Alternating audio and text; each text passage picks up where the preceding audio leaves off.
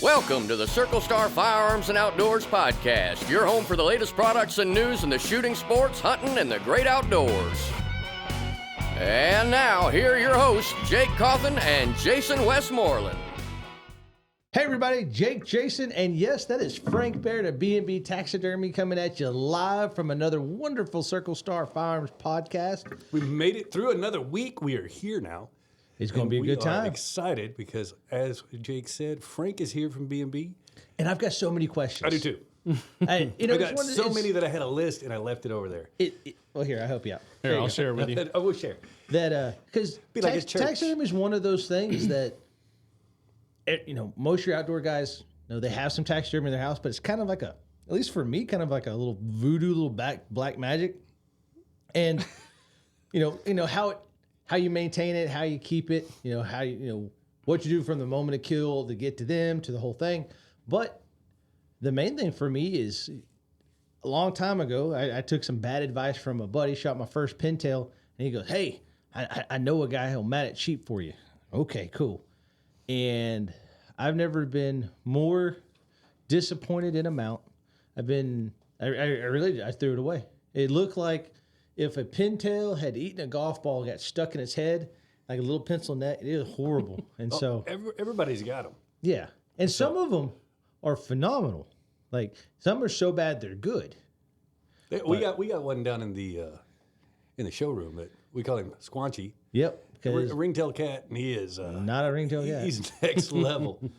But if you're listening to us, thank y'all so much. It has been an awesome week, and we are excited to do this. Anything big happen this week before we just jump right into the podcast? I think technically this is supposed to be a Monday podcast. Well, we don't see. You're not supposed to say.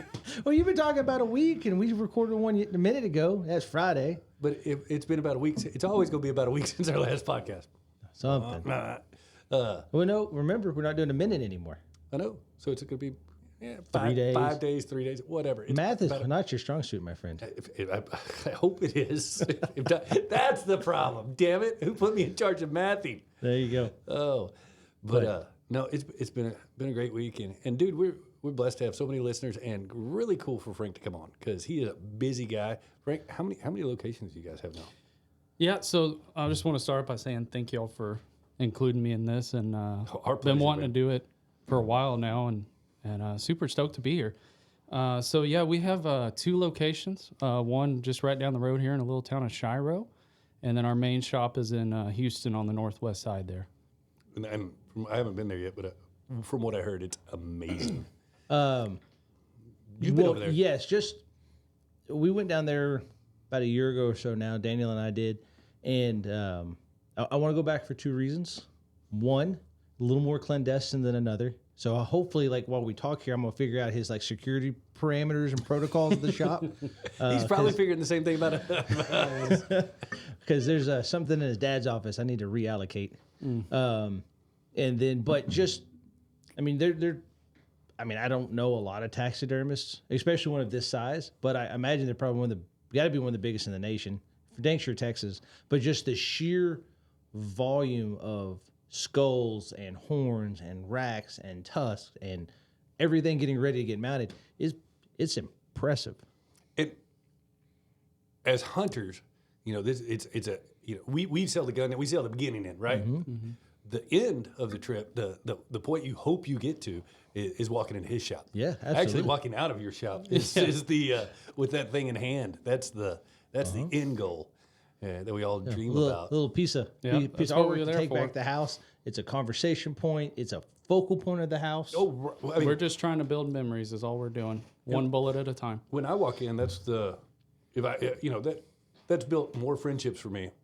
Especially if I'm going to one of my wife's friend's house, and I walk in and I see shit on the wall. I'm like, oh yeah, we're about to be friends. Oh yeah, did we just become best friends? Yeah, because that's the icebreaker. Hey man, tell me about that deer, or tell me about that fish, or that whatever. And most of the time, if they put it on the wall, they got a story with it. Mm-hmm. Oh, absolutely. Yeah, and that probably is my favorite part about taxidermy is the stories. We get to meet so many great people, and we've been very, very blessed over 40 years of business, and just meeting people and hearing that story and helping them relive that memory over and over and over for generations is just, it's phenomenal. And kids too. working with kids and seeing them light up just to have that set of deer horns or whatever it may be. I know there's a lot of kids get lucky. Dad's got a big high fence ranch or something, but a lot of kids back when I was doing the warden thing, that was always for me the best part because a spike buck or 3-pointer, just something that is really not that great, but they're just smiling ear to ear. They're beaming. They're so excited about it. And then you tell them, man, your tag's not right, and you confiscate it, throw it in the back of your truck. Hey, watch it melt. Rules are rules, sir. Yeah, see, I'm at the other end of that. So I'm much more of the lighthearted guy, and I want everybody to have some type of memory, I feel like. And I'll be honest with both of you. I couldn't tell you how many free European mounts I've done for kids. Yeah. And well, you offered to here for St. Patrick's Day. You offered to actually do some European mounts for the pigs and do a full body mount for the raccoon. The raccoon that won, it was a couple days old, and we saved you from that one. I'm glad we didn't send it your way. But so it begs the question: what got you into it? What did you just wake up one morning and be like, "Hey, I want to be a taxidermist"? Or I actually did. So my dad started the company in '82 was when we got incorporated, but it actually started a little bit before that. I've been around for more than 40 years. Yeah. Wow. I actually didn't have a serious drive until I was in my teens, and but you were raised around it. I mean, I mean, I was. My first word was said in our shop. Wow. It was duck, actually, which is weird. Are you sure knowing you? Are you sure it was duck? They didn't miss it. But no, I mean, I was always around it. I remember being 8, 9 years old and helping skin stuff and cape stuff out and build habitat. And, I kind of started at the bottom. And then I was in high school and I started really taking a passion of, okay, I see the love in this, and I see the want to continue this passion, not only from the, traditional standpoint of my dad having the company, but just that it really interested me because I like to hunt and I like to fish, and I love being outdoors, and it was just an easy path for me to go into, and and I also got to see a lot of benefits from going overseas and stuff, and I've just truly been blessed. And then when I graduated college, really just delved right into it and fell in love. Now, did you go to college for taxidermy? No, not even a little bit. My degree is in animal science with a minor in ag business. Oh, wow. It fits. Hey, I know more about the business like part of it. I get like grazing cattle and beef cattle than I do wild animals. Wild animal anatomy. Yeah, or at least when you walked out of college. Well, at least when I came out. Then, So now one of the foremost in the country. So the question I have, and I've always been intrigued by taxidermy, but my problem is I am zero artistic. If I'm any less, I'm trying to say this right, not screw up here. If I'm any less artistic, I probably take it away from people. Like you start losing in my presence. Are you naturally artistic? Can you like draw and paint and do stuff like that? Does that kind of help? I could draw pretty good, and I've always been a decent painter. But does that carry over into taxidermy? Do you need to be a little artistic? There's definitely parts of it that yes, you need to have an eye of, what is correct, what is not, especially like let's say evenness of stuff. That is a very big part. And I mean I don't know if any one taxidermist says, oh yes, I'm overly artistic. Mm-hmm.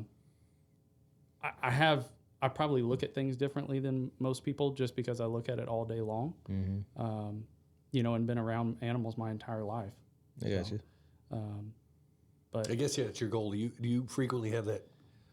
Oh damn! Like when you're done and do you take a step back and look at something and be like, that's a work of art, or that looks. I guess that's your goal, is to make it really in the end. I mean every piece I touch, I put a lot of love and effort into. But having said that, I mean yes, I've seen stuff that I've mounted 10, 15 years ago, and I'm like, oh my gosh, what was I doing?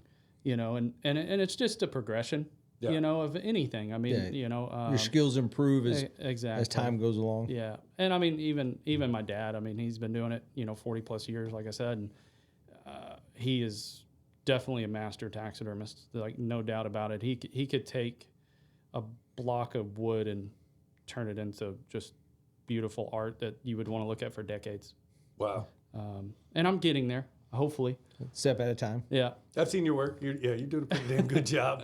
So what's your favorite part of it all? Like, what is there something that when you wake up in the morning or something when you get in the shop, you're like, that you get to do that you're really looking forward to, whether it's a certain species or, you know, if it's doing a whole room? That's a tough question because I love hearing the stories and I love talking to people to help them design and really create and relive those memories. But, you know, I mean, if I was to pick one animal that I really love doing and I think I do really well is probably an axis deer. And it's just because it's my favorite animal. I love hunting them, and they're beautiful. They are, and I love the delicious. And yeah, that is a tough question. Yeah. Do you like doing? Is there a particular about like I said? Would you like doing a room more, a whole room, or would you? Yeah, I here recently, the last I'd say 5 years or so, the rooms have very much sparked our interest because we're getting more clients that are just out of the ordinary. Yeah. You know, when you do something as long as we have, you know, a deer head is a deer head.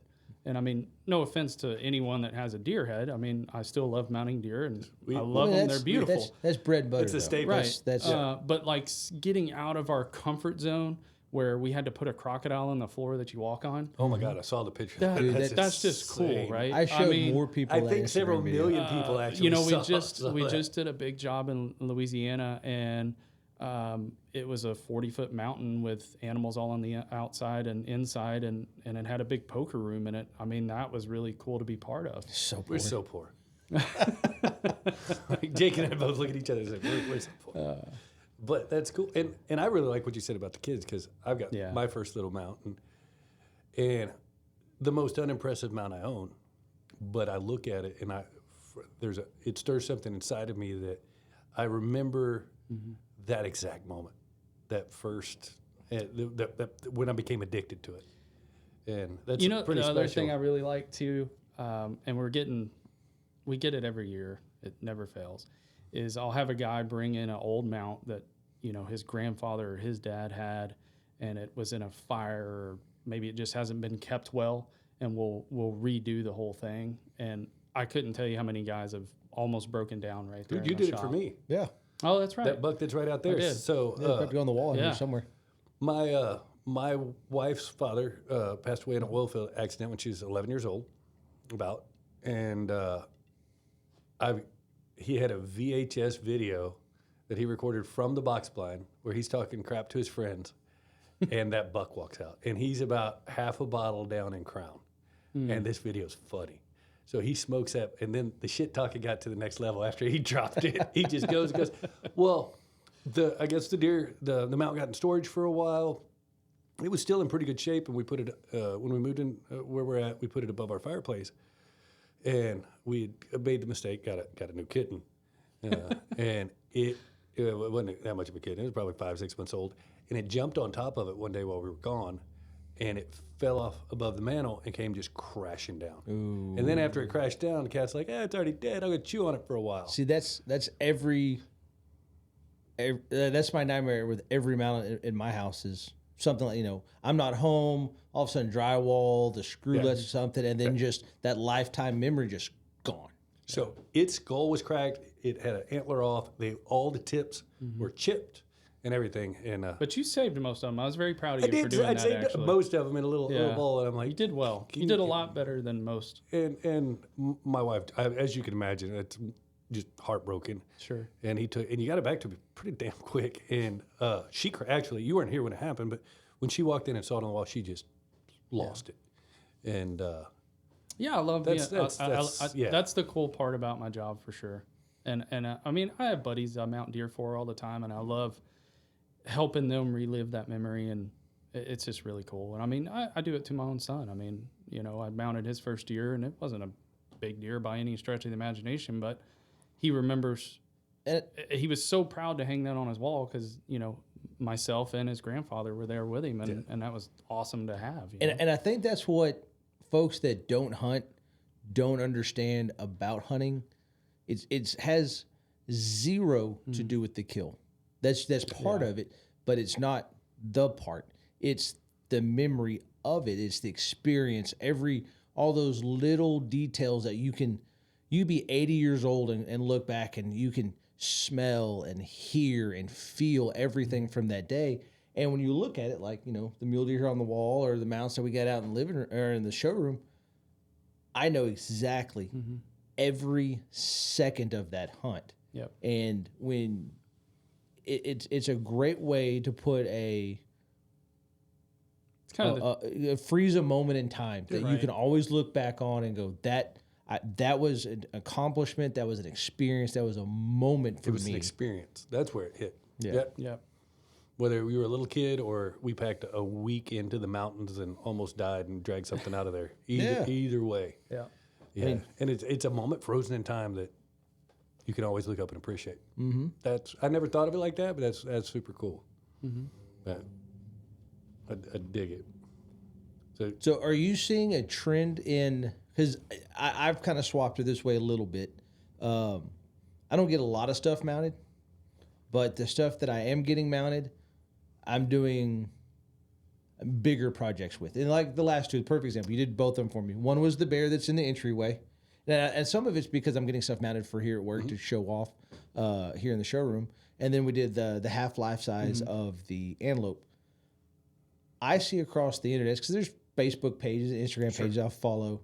Are you seeing more of, like, y'all can't see it on YouTube here, but You will, deer, so the once we- shoulder mount? Yeah. Or are you doing more of like the scenes? Is it? I would say it's primarily about 60-40, and I would say it's 60%, you know, the shoulder mount type stuff. Is that just? Do you think that's just because of cost and people trying to, you know? I think it's a lot of different reasons. Okay. I think space is a big deal. I think- mean, obviously think- cost is. I think divorces have a lot to do with it. Yes. Because you bring that full body mount into the house. Yeah. All of a sudden. Well, And it's funny you say that because it depends if the wife or the lady is part of the hunt. Yeah. Oh, spare no expense. Really? Yeah. Well, and I had this conversation with somebody the other day. Well, it was a couple months ago. They shot a pretty good deer, and they were asking like, "Hey, who would I go to?" And I'm like, "Well, obviously y'all." And he's like, "Well, you know, they're kind of expensive." Yeah. And I was like, Comparably, they're not. "Yeah, Yeah. But I mean, the kid, you know, a young kid, and you know, Well, I you, get you could find somebody on every corner that says, that's tax. I'll do it for service. $100. Well, the same Exactly. thing with a gun store, right? Same thing with the gun store. Or anywhere, right? You know, you need your brakes changed, whatever. Yeah.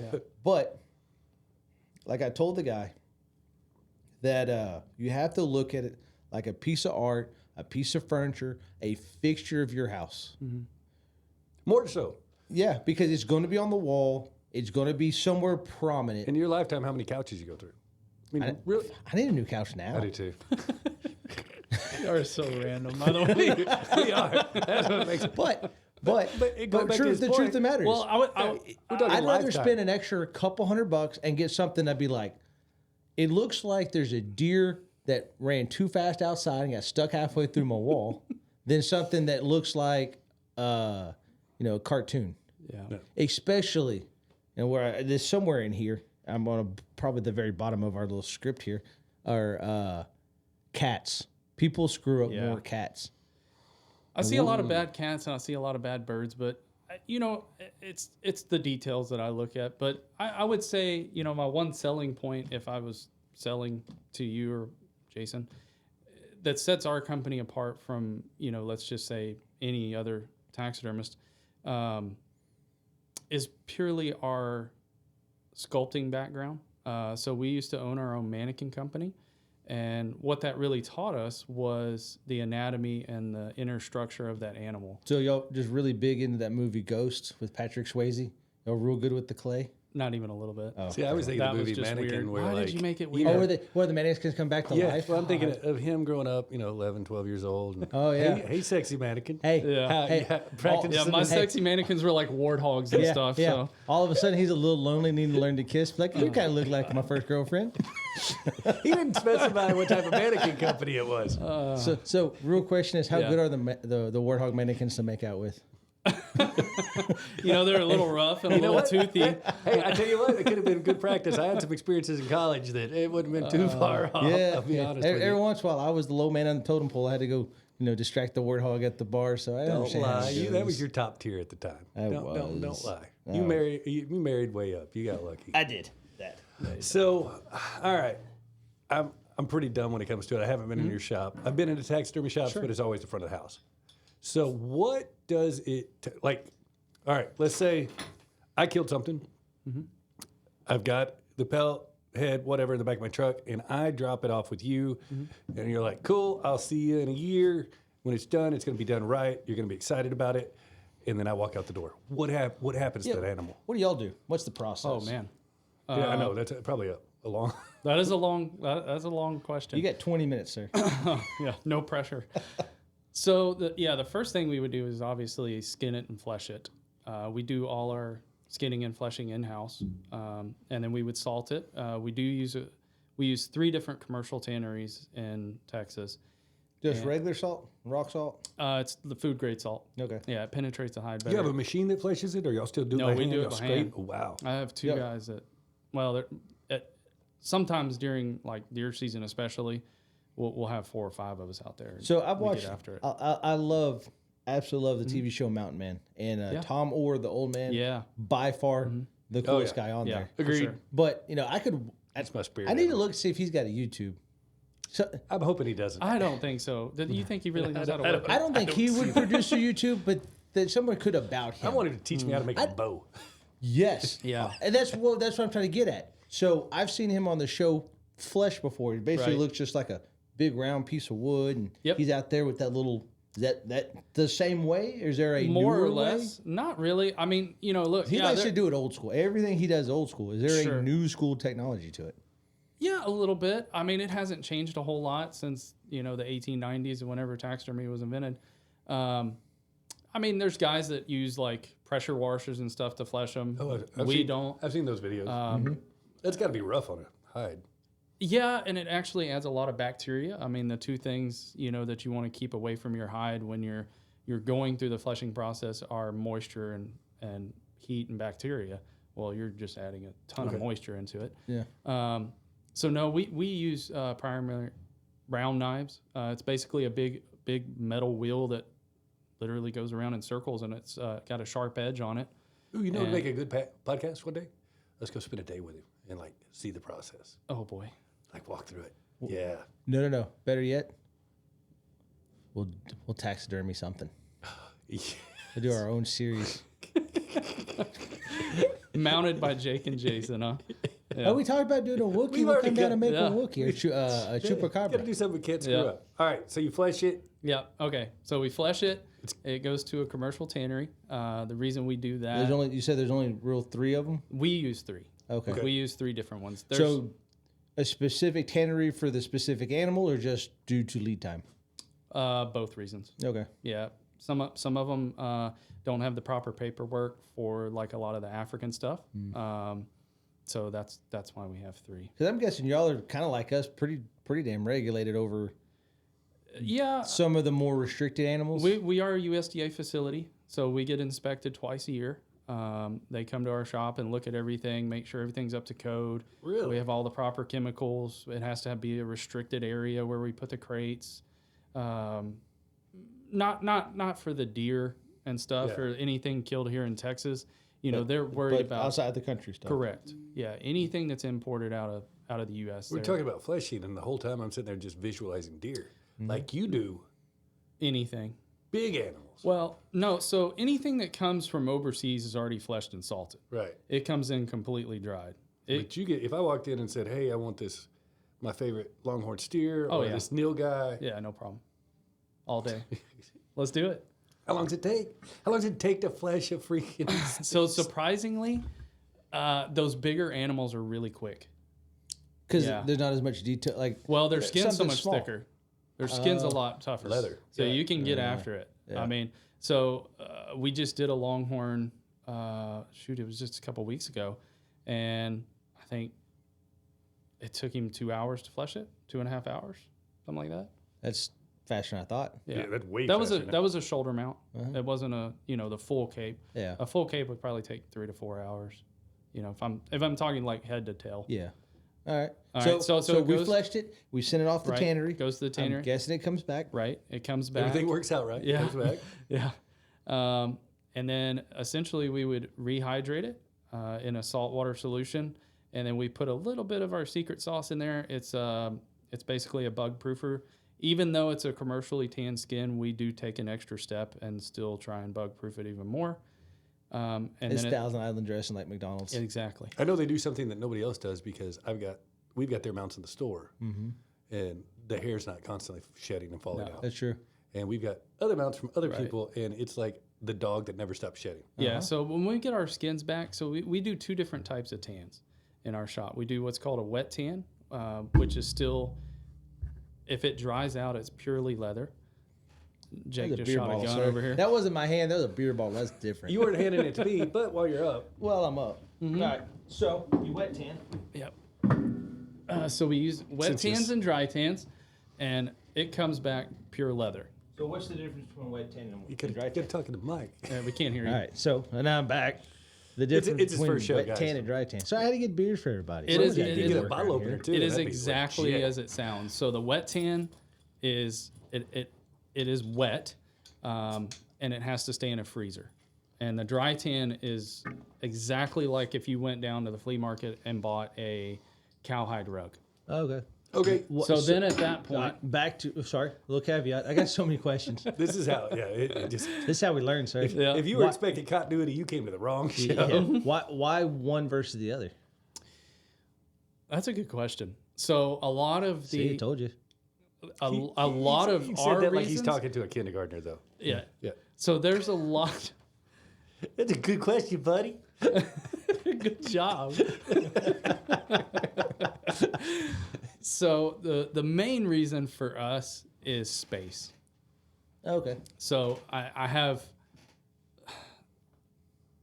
a certain area that I can put all these frozen skins in, right?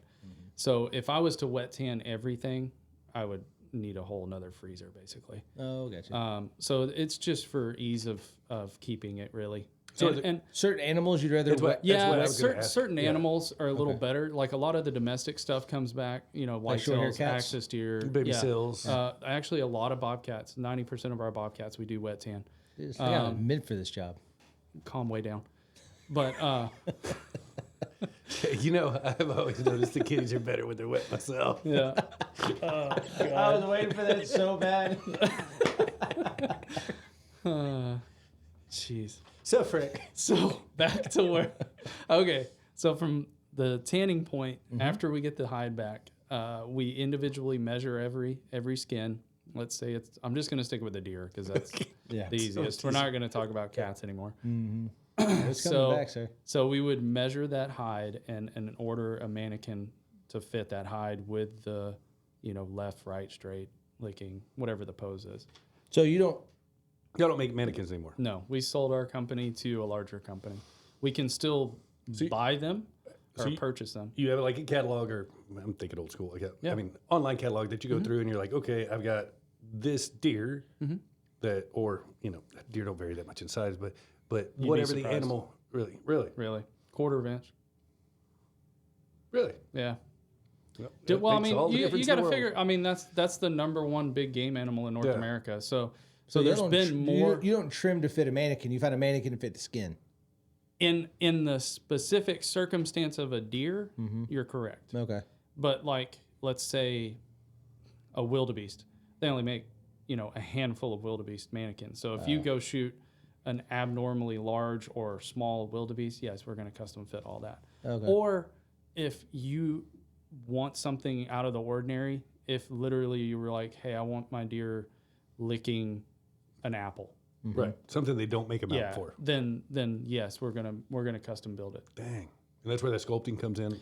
Yeah, well, not even before that too. I mean, just the general mounting procedure. You know, a lot of these guys that I see, they just kind of slap it on a mannequin and go with it. Well, that's not what taxidermy is. Taxidermy is the movement of the epidermis, which is the outer layer of the skin.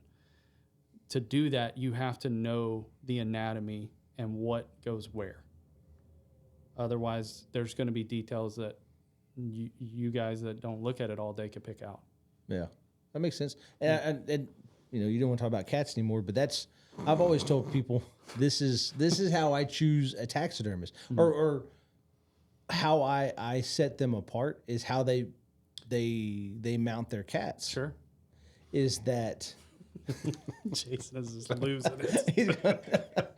is that so many of the bobcats and the mountain lions and lions, all those that The cougars in particular. the cougars in particular, that they look so fake.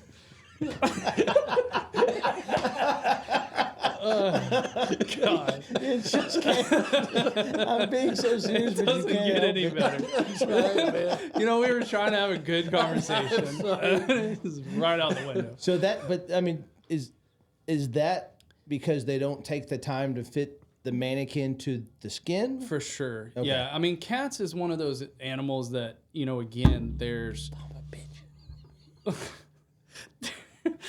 very limited. He's never coming back. No. He's not doing another episode. I can't wait.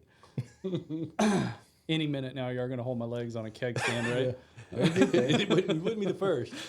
But, you know, a cat is one of those things that, yes, it really does, in a lot of people's opinion, I'm not going to say my opinion, but a lot of people's opinion separates a good to a bad taxidermist. Oh, by far. And it is just, a cat for sure is like, you have to know anatomy.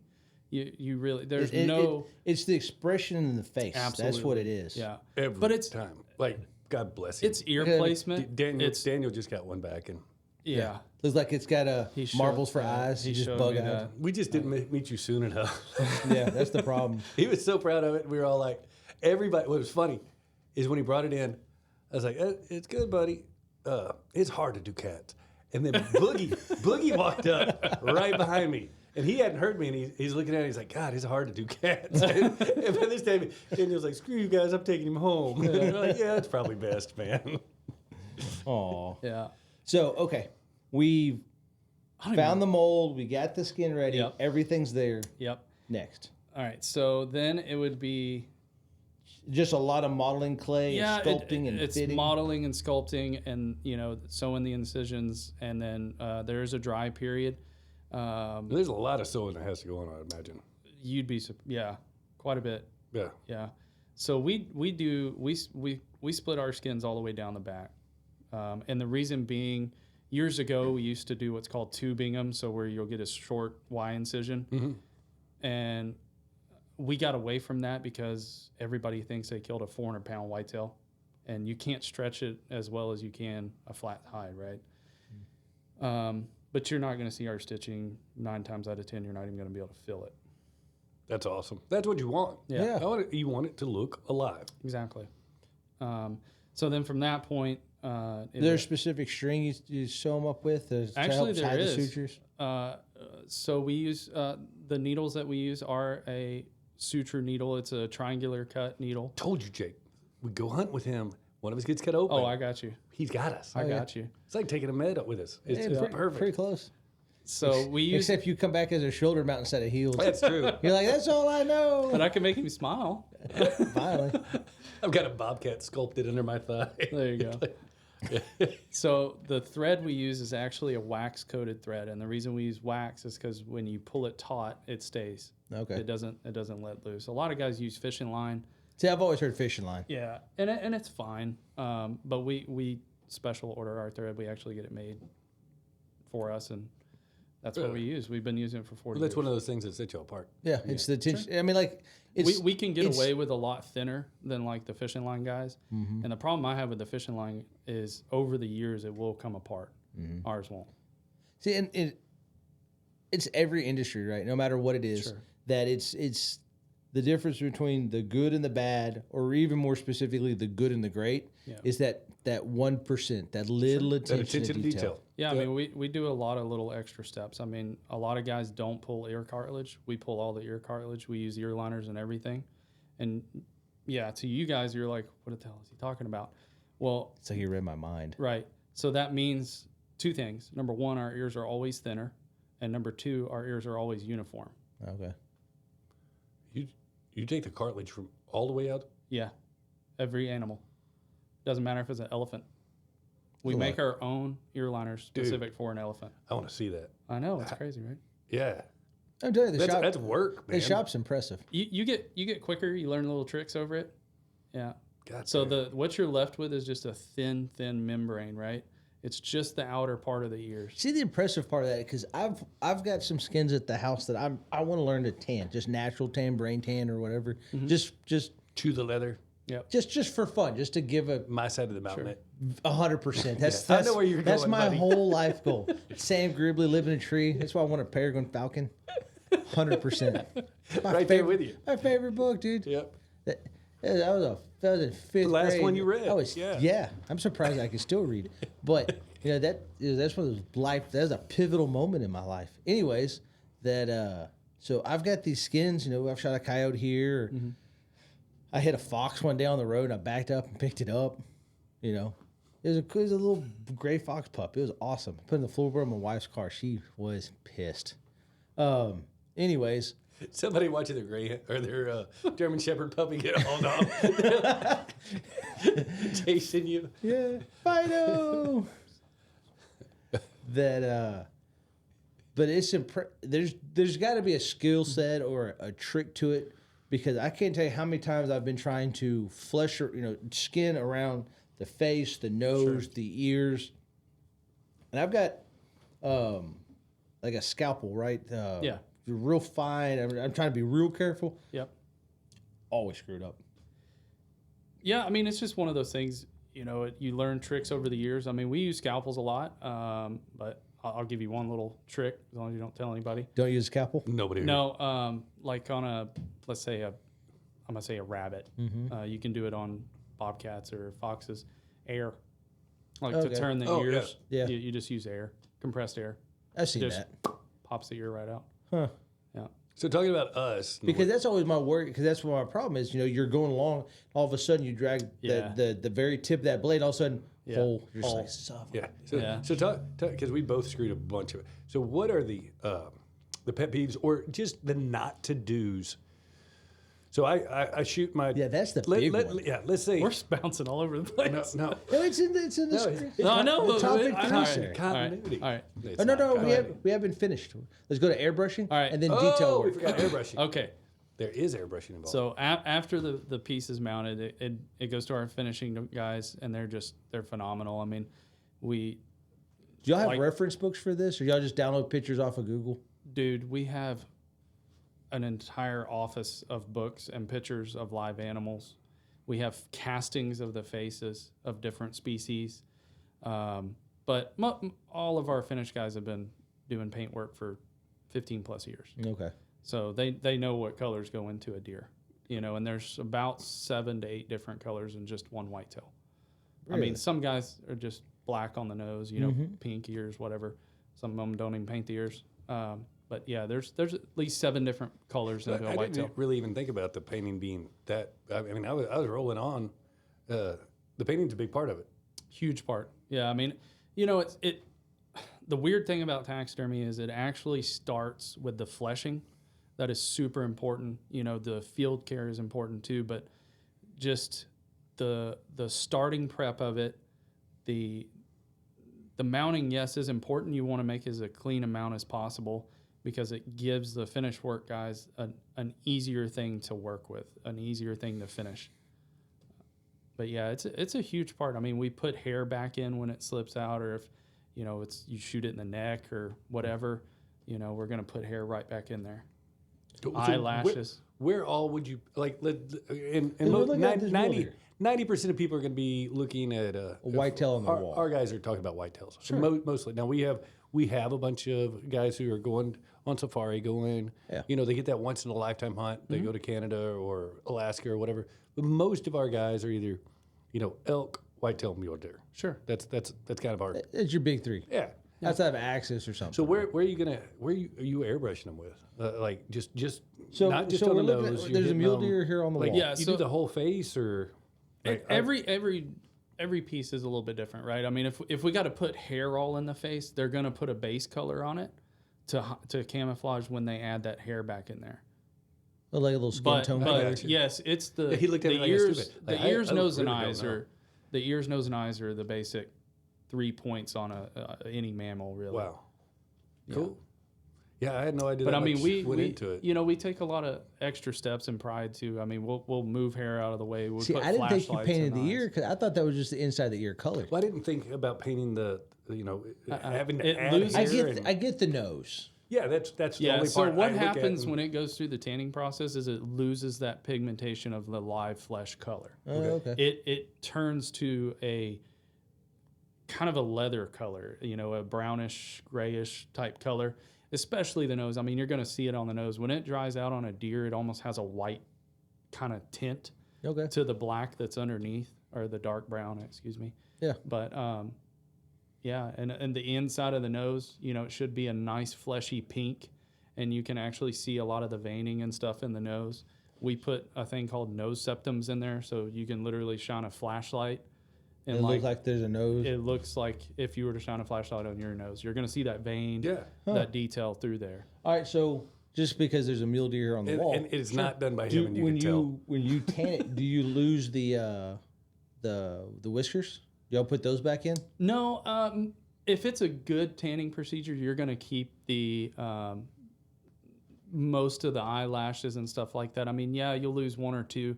The main thing that we're putting like whiskers or something like that back into is your bobcats or, your cougars or your mountain lions, African lions, that kind of stuff, because they are so visible and they will break and pop out over time or during the tanning process. I get that. Yeah. So, that being said, how can So I guess that's it. Airbrush is the final step, or Yeah, I mean, the finishing step, I mean, good God, we could spend 2 hours Oh, I on bet. technically I bet. breaking all that down, No, no, but no. that's a general kind of quick answer, I guess. Yeah. I imagine eyeball selection has to be important. Yeah, we use... and no BS. I was at a For taxidermy real. shop one time. No, For real. Every animal has a little bit different tint of Yeah. an eye. It's weird. We have an entire wall of eyeballs. We have an entire wall of ear liners for every different species. And we use it has a nictinating membrane on the outside of the eye. So when you look at it from the front on, it actually kind of has a bubble look to it. Yeah. And but it's to mimic that natural the eye, where that floating kind of membrane on it. See, I was at a taxidermy shop long time ago, and there was a lady picking up her deer, and she told the taxidermist, I'll never forget it, it looks beautiful. I'm just most impressed you were able to reinflate the eyeballs. Nice. I got one on that. Nice. So I had a lady.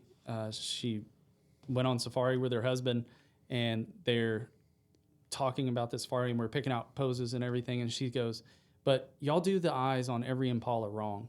And I said, "I'm sorry." And she goes, "Yeah, I shot this impala. It had green eyeballs." Well, my mind went to, well, first off, that's odd. I've never seen that, But I know, like deer, they get a blue tint to their eye sometimes. And so I went and picked up an eye, and showing her a wildebeest eye, which is green. Yeah. And I said, "Did it look like this?" And she goes, Oh, "No, it had." She's talking that little fraction layer. Dude, she showed Yeah. me a picture, and it's of the dead, animal laying there. And I said, "Well, I can put a dead eye in it." They make that now, but and Really? it has a reflective lens. Yeah, it's crazy. Ooh, have you ever had the request? Do they make them? Like if I have my game room, I go in there and shine a light at nighttime. Ooh, the Yes, eyes they reflect back? do. Do they really? They do? make a reflective eye now. Like that is a real thing. Like Dude, you want to it's mainly in cats though. Like you'll see it more in cats than Dude, you than talk like about have fun. Like, y'all do these trophy rooms, put all reflective eyes in there, and all of a walk sudden, in the middle of the night. just start inviting friends over and be like, yeah, the bathroom's down the hallway. And they got their little iPhone out, and all of a sudden, like, there's 30 eyes staring back at them. Be Just like, I have a don't have to low pee no growl more. coming through the audio system. Oh, man. A little growl, exactly. All right. So back to what we were when I interrupted the first or second or third time. Whatever. So what's your pet peeves? How do What do we people not do? screw up? I want to in the know more field? what not to do. Yeah, that's what I'm saying. Yeah. Like, what are they Yeah. doing wrong? So the biggest, particular. the biggest things that I see are ice. Good gosh, like everybody has these $900 Yeti coolers. Yeah. Stop at Buc-ee's and put some ice on the stuff. Oh, they're not Like, icing oh them. my gosh. So what ends up happening is, and I'm not going to call anybody out, but I could, is you have to put ice at the bottom of those coolers. Have to. Because if you just throw a hide in there and then put ice over the top of it, well, you've just created an oven on the bottom. Really? Because they're so insulated. have right, they're so well insulated. You're now putting hot skin on a big insulation. Insulator. Oh, that makes So- sense. That and then just skinning, learning how to skin. I mean, it is 2024. There's enough YouTube videos out there to teach people how to skin. All right, then let me ask that question because I've skinned my fair share of deer over the years, and I there's kind of two ways to do it, right? At least as far as I know. Right. If you're going to, let's say, shoulder mount. Right. I've always come from like halfway down the belly, Yep. and I either come up the back of the legs and roll that out, and then I roll the neck up, kind of like you'd take like if you roll down a sock. Yep. Or would you prefer them come? I've also done this where you come up to the base of the skull and then roll it out from there. So because we're going to split ours the entire way, unless you have a weird pet peeve and don't want to do that, it makes me no difference whether you split it down the back or not. The main thing that people mess up on it is that brisket area. They want to come up the front of it, and they think, oh, there's enough there, And there's not. because they saw their grandfathers from 1970. That's what I did my first mount. I took Because in, a and they're lot like, of these "Oh." newer molds and mannequins that are coming out now, they have a ton of leg, a ton of brisket on them. Like, go ahead and go to the middle of the animal, like you're I was talking always about. told, give them. I mean, it's Sure. free skin. Give them more Yeah. than they need.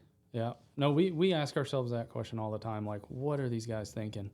And you know what I think a lot of it is too is it's maybe not so much the not knowing how to skin, a sharp, good knife. That is so important. Pivotal. So important. Yeah. And like, the Havalon has a great product. They do. I mean, there's so many good knives out there now. Yeah.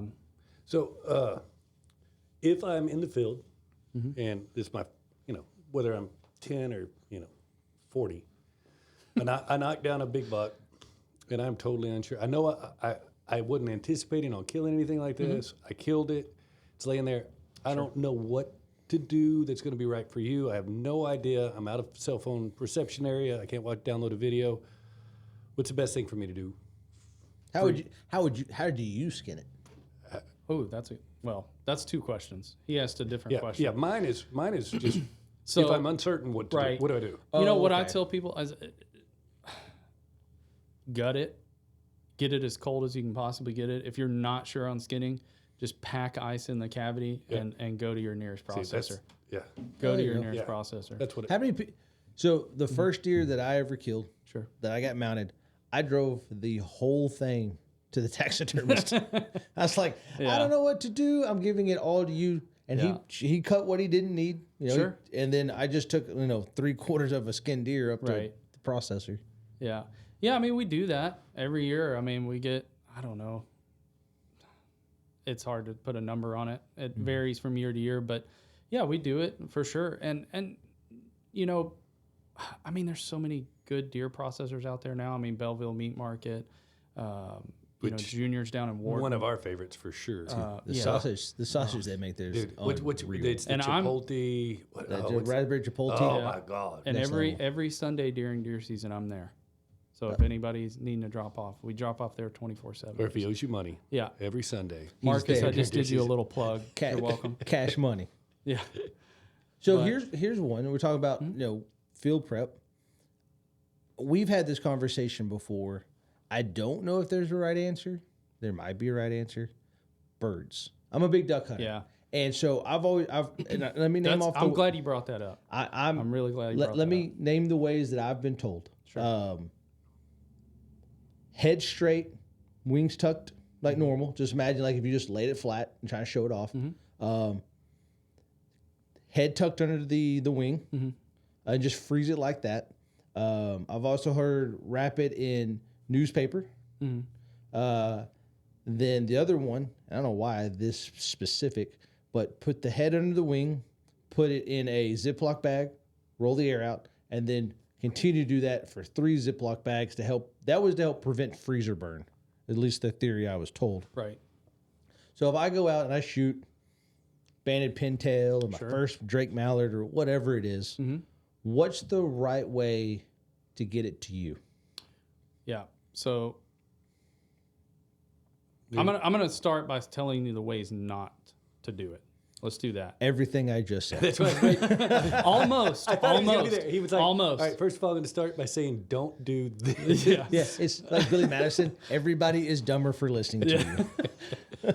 So, the ways that I've had it best is, fold the head underneath the wings and the Ziploc freezer bags. Just regular zipper. Yeah. The only thing I would say on that, like if it's a pheasant or specifically a pintail and you have that long sprig or, the long tail on the pheasant, what I do is I get a piece of cardboard. And kind of flatten it. Exactly. You don't want to bend it or duct tape it kink around. Yeah. Duct tape it around. Because that'll get damaged in the freezer over the while. But man, So- Can you stick them back in? Let's say Yeah, you can. big pheasant Yeah. and it falls so out the pheasant, or whatever. the right? pheasant specifically, I'm going to say specifically, you got to use duct tape. right, duck, exactly, with the little duck on it, right? But on a pheasant in particular, we actually remove the tail Okay. and not the quills, but kind of like a turkey. We'll remove the tail and then pose it like we want, and then reinsert it back into the bird. I got you. But a pintail, I mean, yes, we could replace that sprig, but if you get that banded bird and you're like, dude, he had like a 5.5-inch sprig and you want that sprig, I'd probably take care of it. But I will say this. Can you, so just like people pull the teeth out of a hog's skull to make the cutters look bigger, can you cheat my sprig? No. Good gosh. But No. really, seriously. But seriously, can you? But I will say this is a big trend that's been happening, I would say, in the last 5 years, specifically with waterfowl. And it is, in my opinion, is a big no-no. And there's 2 different ways. The pantyhose. Oh, I forgot that one. So Yeah. no on the pantyhose. See, that theory was to help keep all the feathers in place. And it does for a minute. But what the real problem is with pantyhose, It and the freezes your second feathers? it does that, and it leaves imprints in the feathers. Really? Yeah, and the second thing that I've seen a lot of, and it's really bad about leaving imprints, is God, what is it called when you pull the air out? Oh, vacuum seal. Vacuum seal. Yeah. Don't do that ever. Oh, because they had that little grid to It them. has the grid, and it'll imprint like on every feather. Okay. So just Ziploc freezer bags. I mean, if you want to Don't double bag it, What he's saying is don't Don't overcomplicate yeah, it. don't. I mean, I've mounted birds that have been in the freezer for 15 years that have been in a Ziploc freezer bag, and they were perfectly fine. Huh. Yeah. Because we're on our birds, we're using fake bills anyways. The feet we rehydrate and we actually inject them with a 2-part solution so they plump right back up. I just But figured they were fake feet. no, well, a lot of people do fake feet. We just don't. Okay. That's just one of our things. We don't. That's kind of Cool. Yeah. Wheels are turning. Dude, no, we're learning. Yeah, Dude, I'm why thinking we- about every duck I when got he's- mounted in my When we were house. talking about it, we're like, who should we have on? We're like, Frank, because we don't know anything about what he's going to talk about. So it's fantastic. We know what the end product looks like, Yeah. but there's so much, and I've learned a lot, so much more that goes into it than I had ever anticipated. So what about cats? Yeah, don't gut it. I get asked that a lot. Bring it whole. Yeah, don't gut it. I've always been told, bring, like, especially like a bobcat or something, Sure. bring the whole damn thing. Yeah, and you know, double trash bag it. Keep it on ice. It's okay if it gets a little bit wet. I mean, try not to let it get wet. That's why I double or triple bag everything. If you have a freezer to put it in, that's even better. There's some animals that, you know, I give up on trying to skin. If I kill anymore and I want to get them mounted, like a fox. Oh yeah, Dude, I don't care how sharp the knife. I'm going to rip. I'm going to tear the hide. Yeah. so, It's so skin's so thin. thin. Yeah. Yeah. All the small game like that, like a cat, a bobcat, fox, coyote, they're all super thin hide. Yeah. Which one comes in that, you know, you see it? Because there's guns that I hate to work on. Mm-hmm. What comes in, you're like, damn it. A mourning dove, Really? hands down, a mourning dove. Like no Of doubt. everything. I know. I'm with. And Okay, how many people are mounting mourning doves? you'd be surprised. But my second choice would be a skunk. Yeah. First of all, ballsy to bring it in. Cool.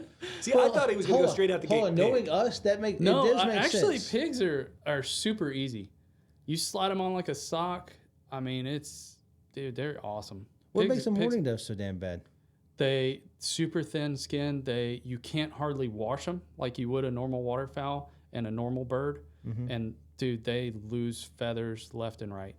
Like I know a lot of bird taxidermists won't even touch them. I guess mourning dove's one of them. Yeah.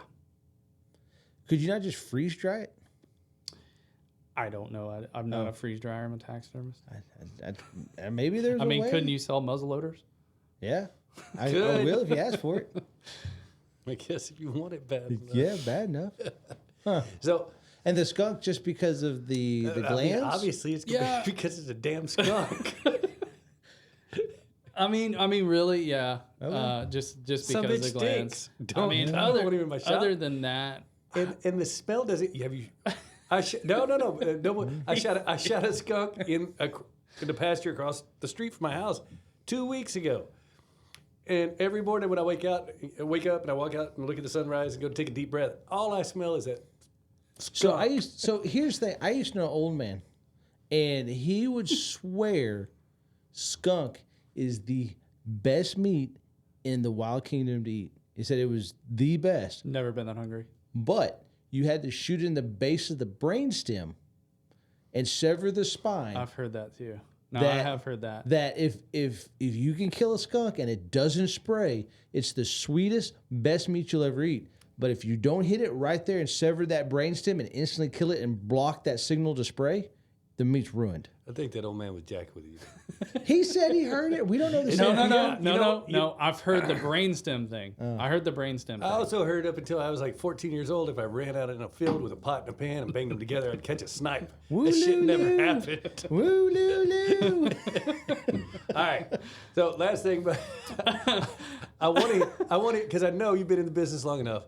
Tell me your nightmare story, because there's got to be one like Oh, nightmare story. that came in. Like I can remember. So if I have like my prize winning short hair cat that I've loved forever, I wasn't going that route. No. Yeah. y'all don't do pets. He doesn't do pets. No pets. No pets. But like I remember rolling up on a guy in close to Mexico, and novice hunter, just learning, and he was super excited. He had a decent whitetail, probably 140s, and he was so excited about getting it to the taxidermist, and he didn't know how to cape it or what to do, and it was sitting in the back of his truck. He basically cut it in half, and South Texas, early October, and it had been sitting in the back of his truck for 3 days. Ooh.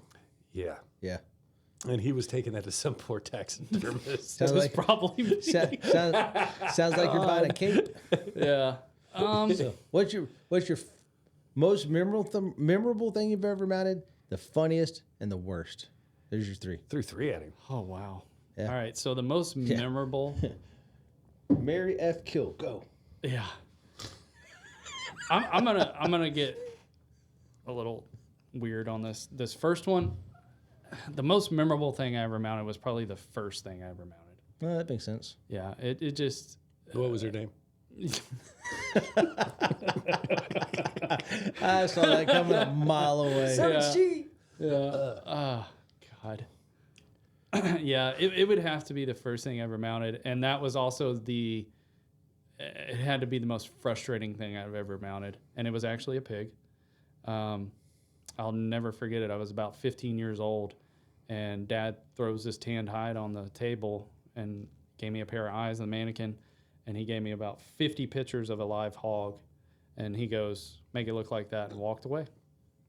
This coming from a master taxidermist. Okay. Sink or swim, friend. Yeah, I don't know what to do with my hands. Yeah. You know, and that I'd worked on it for 2.5 days, it seemed like. And that's why we can't have nice things. Yeah, no joke. Yeah. Don't worry, I can kill that audio, so it was fine. Cool. But yeah, I worked on it for like 2.5 days, and he walks in there and he's like, "Yep, you did this, this, and this wrong. You'll get better." Nice. So, do you still have that? No. Was it for actually for a customer? It was for a customer. It was actually for a That's customer. how you know when your dad doesn't give a crap about a specific customer. He was like, Yeah, let a 16-year-old have at it. Yeah. his first one. What was the second question? I can't remember now. Mary. What's Mary? Yeah. Oprah, Michelle Obama, Hillary Clinton. All right. Go. Favorite? We just listed My worst. Is that what you said? Nope. So funniest? Funniest. there you go. Funniest. Because I know we're trying to get you to do one that you're refusing to do. He actually has started it. He's figuring it out. That's further than I thought we were going to get. I'm working on it. Good God. So the funniest The thing. problem is you're going to do the first one, and it's going to show that you can. We need a and there'll be series. a long list of bullcrap. We need a series of. It's going to get downhill from there. I'm going to create a whole new business. It's We're called still waiting. Novelty Weird Stuff. He's stuffing a beaver for you, isn't he? Yep. At some point, Yeah. Whenever I get around to it. I've got a See, bear. I'm not even going to touch the stuffed beaver because I've got a. That's just too easy. Hey, hold on. I've got a bear and antelope back faster, and he stuffed my beaver. That's right.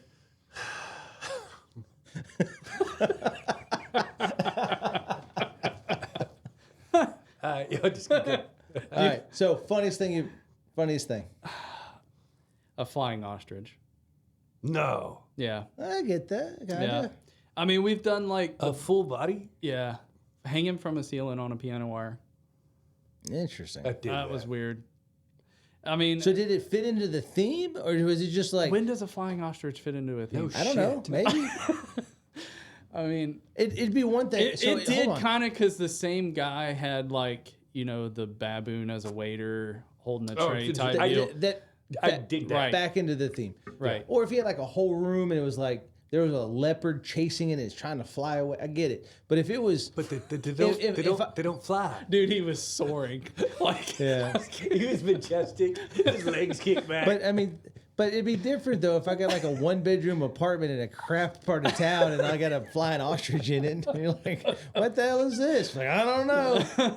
Like, should I have drunk by on eBay at 2:00 in the morning? I get it. I get it. Which apparently on eBay, the hottest taxidermy item you could buy is a chipmunk riding a cobra or rattlesnake. yeah. Oh yeah. Yeah. God. Y'all do, And that's y'all- right. y'all Don't do say, stuff oh like God, that? that's right up our alley. I mean, I never say never, but on the But norm, never. no.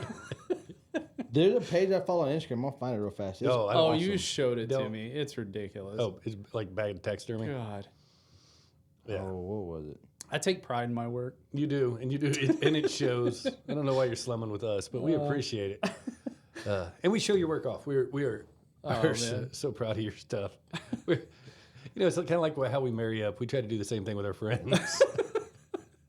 All right, so we did 2. What was the third one? Oh my gosh. Jake, ADD. Yeah. No.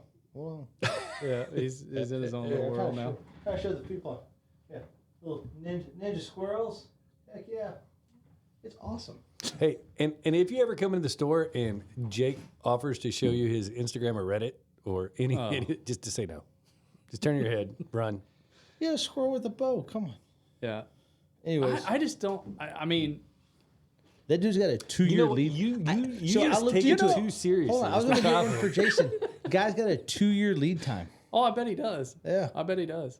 Yeah, no doubt. Yeah. They're cool. There's a lot of dumb people like us in the There's world that like so stupid many. things. Oh, hell. Yeah. What was the third question? Worst. No. Yeah, worst. I mean, besides like just the stuff He that makes said- me he said- gag. Yeah. No, that's probably that'd go worst right there. Yeah. I mean, Anybody ever roll in and put the Dude, tailgate down and I- you were like, dude, I opened a have you ever said cooler- no? Yeah. I opened a cooler this last year and it had a Neil guy in it. And I don't think he had one bag of ice. And he came from like Kerrville. Ooh. And dude, you talk about when you make a taxidermist gag, That's you're something. you're doing it. You're doing it. Yeah, that dude, no. It's harder than Lindsay Lovelace. That's tricky right there. I can't imagine. Like I can't describe the smell. It's lots of almonds. All right. Well, we're going to wrap this one up. This has been the most educational show by far we've ever had. So, if folks want to come out, check your work, maybe drop off an animal or 30 or get their flying ostrich mounted by you. Or do their entire trophy room, which y'all travel all over the world and do, and you're second to none in it. We know this from seeing your displays at not only in our store, but at Dallas Safari Club and everywhere at all the shows we go to. You're there. Or I will offer this up. If you want Jake and Jason to help pick your mount choices out for you, and we will help decorate your man cave, we will be your liaison. Just trying to get people divorced. Is that your thing now? Oh, yeah. Because you married so many people and you had one fall through, and now you're like, burn them all. Well, hey, yeah. Fall through on them. So if they want to reach out to you, if they want to get to you, Frank, How do they get a hold of you? Yeah, the easiest thing is just go to our website. It's www.bbtaxidermy.com, and it has all our emails, phone numbers on there. Check us out on Facebook, Instagram, TikTok. Can they come by the shop? Absolutely. Yeah, we're open Monday through Friday, 9 to 6, and Saturday from 9 to 2. There you go. Yeah, and our address is on the website, but it's off of Jones Road, 1960. Awesome. And you have a drop-off near here? I have a shop right here in Shiro, right behind the Shiro Feed Store. Go say hi to Thomas. Yeah. Yeah. Awesome. Well, Frank, Yeah, I thank you can't guys. say how much we thank you. appreciate you for putting up with us and By being far, on the show. Probably one of our best ones so far. I would agree. No, this was a blast. Yeah. All right, brother. Well, guys, thank you everybody for listening to us. We sure appreciate it. Remember, if you like us, if you like the content, like and share. Tell all your friends about us. That's how the word gets out. If you get the opportunity, come into the store, say hi. You don't have to buy anything. It's like this all the time. It never stops. This is not for just the podcast. Ask our wives is this is exhausting. us. Yep. Yeah. All right. Thank y'all so much, guys. Bye, everybody. Bye. Have a great one.